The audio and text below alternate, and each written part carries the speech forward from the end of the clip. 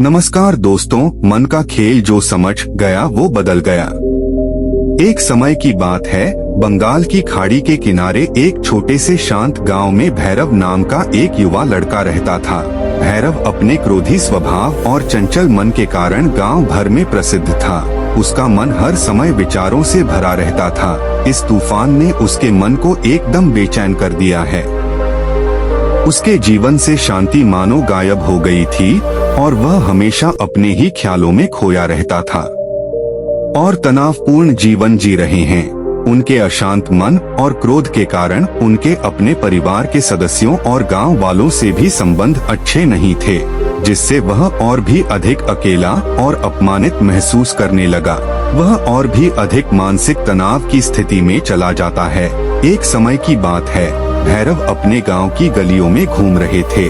तभी उनकी मुलाकात एक महात्मा बुद्ध से हुई जो एक पेड़ की छाया के नीचे ध्यान में बैठे थे। महात्मा बुद्ध के चेहरे से निर्मल शांति की आभा झलक रही थी। इस असीम शांति में भैरव महात्मा बुद्ध की ओर आकर्षित हुए। जब भारत महात्मा बुद्ध के करीब आया तो उसे अपने आसपास एक सकारात्मक ऊर्जा का एहसास हुआ। भैरव को एहसास हुआ कि इस असीम शांति और सकारात्मक ऊर्जा का स्रोत कहीं न कहीं महात्मा बुद्ध के भीतर ही था। इसलिए वह वहीं बैठकर उसकी आंखें खुलने का इंतजार करने लगा। थोड़ी देर बाद जब महात्मा बुद्ध की आंख खुली तो उसने एक युवा लड़के को अपने सामने बैठा पाया, जो बहुत तनावग्रस्त और नकारात्मक भावनाओं से भरा हुआ लग रहा था। भारत में महात्मा बुद्ध की ओर हसरत भरी निगाहों से देखा और बहुत विनम्रता से कहा, गुरु, मेरा मन बहुत अशांत है और मेरे मन के विचार मुझे खाए जा रहे हैं। मुझे एक पल के लिए भी शांति महसूस नहीं होती। क्या आप मुझे सिखा सकते हैं कि मैं अपने अशांत मन को कैसे शांत करूं?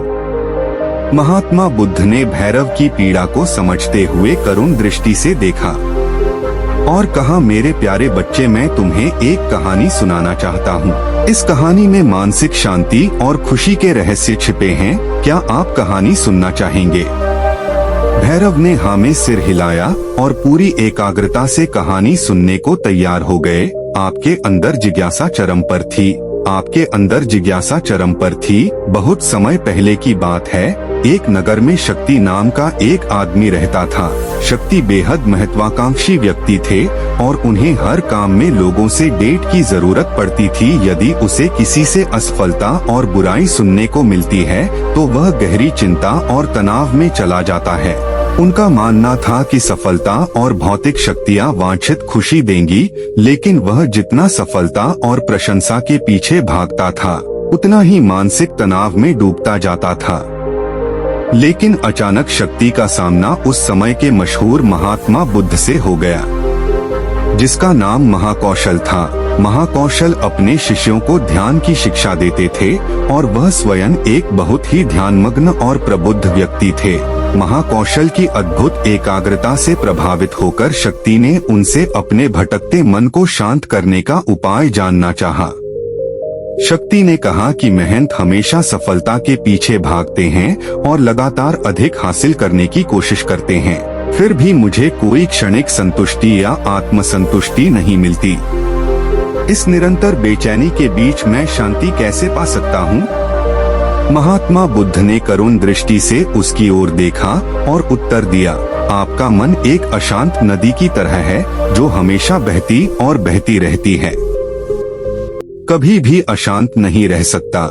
इसलिए इस अशांत मन को शांत करने के लिए आपको अपने विचारों को बिना किसी रुकावट के जाने देने की कला सीखनी होगी।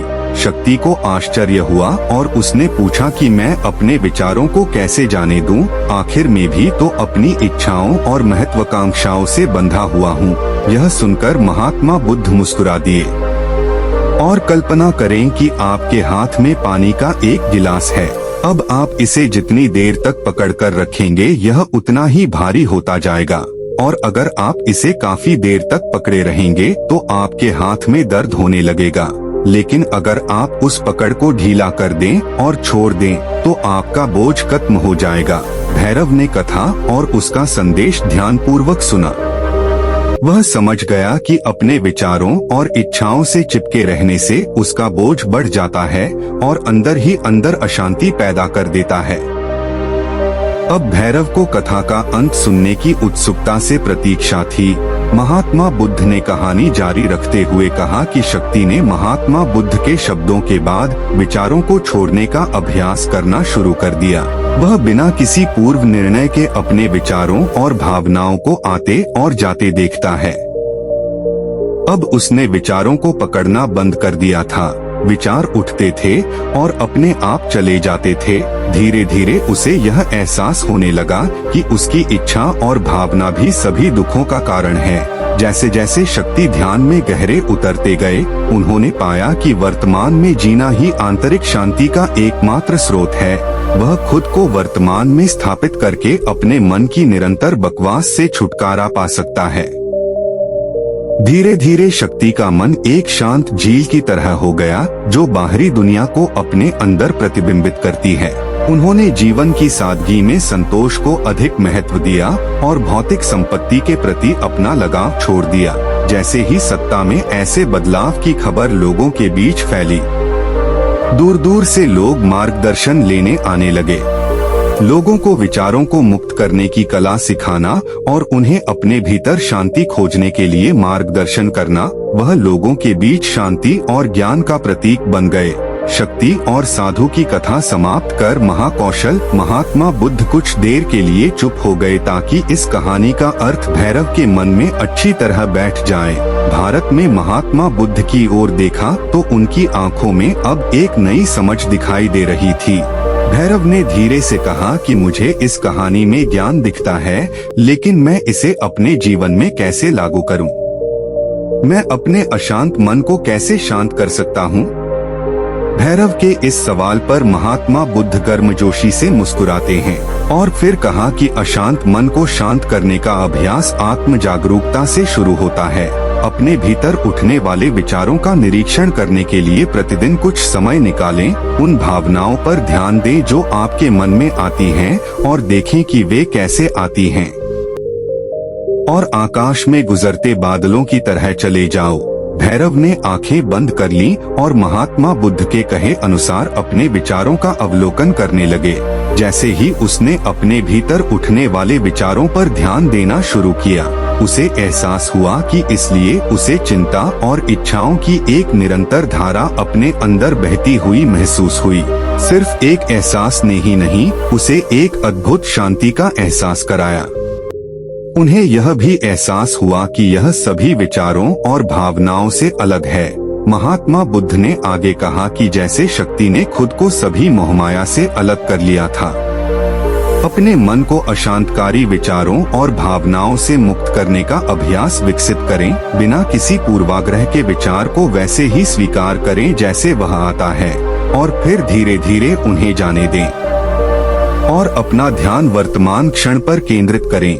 लेकिन भैरव ने टोकते हुए कहा कि क्या होगा अगर विचार और भावनाएं इतनी मजबूत हों कि वे बनी ही रहें और दिमाग से निकलने से इनकार कर दें। महात्मा बुद्ध ने भैरव की बात पर सहमति जताते हुए सिर हिलाया और कहा, ऐसे कई मौके आएंगे जब आपके मन में सवालों का बवंडर चल रहा होगा। जब आपका दिमाग आपकी बात ही नहीं सुनेगा, तो ऐसे में आपको अपनी सांसों की ताकत पर विश्वास करना होगा। एक बार फिर भिक्षु ने भैरव से कहा, अपनी आंखें बंद करो और अपनी सांसों पर ध्यान केंद्रित करने के लिए अपने पेट को ऊपर उठता हुआ और मथता हुआ महसूस करो। महात्मा बुद्ध ने बताया कि जब भी आपका मन अशांत हो तो तुरंत अपनी सांसों पर लौट आए। सांस की वाद्य गति आपको तुरंत वर्तमान के चरणों में वापस खींच लेगी और आपको शांति का अनुभव कराता है। एक महात्मा बुद्ध के निर्देशानुसार आने और जाने वाली सांसों पर ध्यान केंद्रित करने का प्रयास किया। इस छोटे से व्यायाम से उन्हें मानसिक शांति का अनुभव हुआ। उसे याद आया कि उसकी सांसें हमेशा उसके साथ थी, जो उसे वर्तमान क्षण की याद दिलाती थी। आराम और शांति लाता है।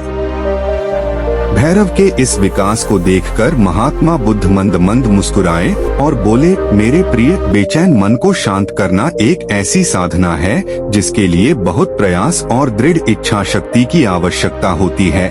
क्योंकि लगातार व्यायाम से मांसपेशियां मजबूत होती हैं, उसी तरह नियमित अभ्यास से मन भी शांत होता है। स्वीकृति में सिर हिलाते हुए एक महात्मा बुद्ध को धन्यवाद देते हुए उन्होंने वादा किया कि आज से वह अपने अशांत मन को शांत कर सकेंगे और अपनी गैर शक्तियों को मुक्त कर सकेंगे और अपने भीतर शांति पाने के लिए इस यात्रा पर निकलने में सक्षम हो सकें। महात्मा बुद्ध ने भैरव के कंधे पर हाथ रखा और कहा कि मुझे आपकी क्षमता पर बहुत विश्वास है और आपको जल्द ही अपनी आंतरिक शांति मिलेगी। लेकिन याद रखें कि यह आसान नहीं होगा। लेकिन अगर आप दृढ़ इच्छा शक्ति और खुले दिल से प्रयास करेंगे तो आप निश्चित रूप से वह टुकड़ा पा लेंगे जो आपके अंदर है। उस दिन से भैरव अपने अशांत मन को शांत करने का प्रयास करने लगे और हर दिन ध्यान करने के लिए एक अलग समय निर्धारित करें। उसने अपने मन में उठने वाले विचारों को बिना किसी रोक टोक के जाने दिया और अपनी सांसों के जरिए खुद को वर्तमान में बनाए रखने की कोशिश की। समय के साथ अभ्यास करते हुए भैरव को अपने अंदर शांति का अनुभव हुआ। जैसे जैसे समय बीतता गया, भैरव को ज्ञान और शांति का स्रोत कहा जाने लगा। ग्रामीण अपने अशांत मन को शांत करने के लिए भैरव के पास आते हैं। महात्मा बुद्धों के शिक्षक आत्म जागरूकता की शक्ति को साझा करते हैं और दूसरों को महात्मा बुद्धों को पढ़ाने में मदद करते हैं और आंतरिक शांति पाने की शिक्षाओं को साझा करते हैं। इसके साथ ही उन्होंने अपनी सांसों पर ध्यान देने और अपने विचारों को मुक्त करने की कला भी सिखाई। ऐसे निवासियों का विकास हुआ और उन्हें मन की अमूल्य शांति मिली। महात्मा बुद्ध की शिक्षाओं और भैरव द्वारा संचालित अभ्यास के माध्यम से विचारों को त्यागने और वर्तमान में जीने की कला दूर दूर तक फैल गई है। उन्होंने कई लोगों की जिंदगी बदल दी और जैसे जैसे समय बीतता गया, उनकी जिंदगी और भी बदलती गई। भैरव का शांत प्रभाव उसके गांव की सीमाओं से परे तक फैला हुआ है। आसपास के गांवों और शहरों से लोग भैरव के परिवर्तन की कहानी सुनते हैं, उनसे सलाह लेने आते हैं। मन के बोझ तले दबे लोगों के लिए भारत आशा की किरण बन गया। भारत की शिक्षाएं केवल ध्यान और प्रवचन तक ही सीमित नहीं थीं, बल्कि वह रोजमर्रा के काम जागरूकता के साथ करने पर ज्यादा जोर देते थे। वह लोगों को अपनी भावनाओं के प्रति जागरूक रहने की याद दिलाते थे। इस बात पर ध्यान दें कि आप दिन भर में क्या कहते हैं और अपने आसपास होने वाली घटनाओं पर आप कैसे प्रतिक्रिया करते हैं। हर काम पूरी जागरूकता के साथ करें। जब आप खाएं तो प्रत्येक टुकड़े के स्वाद का आनंद लें। जब आप सूरज की रोशनी के सामने खड़े होते हैं तो उसकी गर्मी महसूस करते हैं। लोग क्या कहते हैं, उसे ध्यान से सुनें और समझें। छोटे छोटे बदलावों से लोगों के जीवन में चमत्कारिक परिवर्तन आए।